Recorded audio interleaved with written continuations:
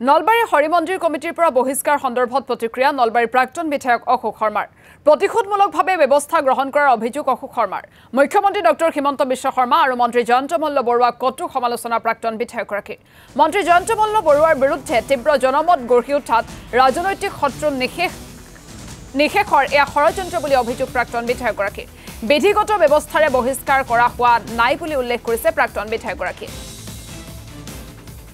ৰাইজে বুজি পাইছে কথাটো এইটো এটা প্ৰতিশোধমূলক আজি যে মানুহ নিমাতি আছে কিয় যে এওঁলোক আজি হিমন্ত বিশ্ব শৰ্মা আমাৰ চতুৰ ধুৰন্ধৰ মিছলে মুখ্যমন্ত্ৰীগৰাকীৰ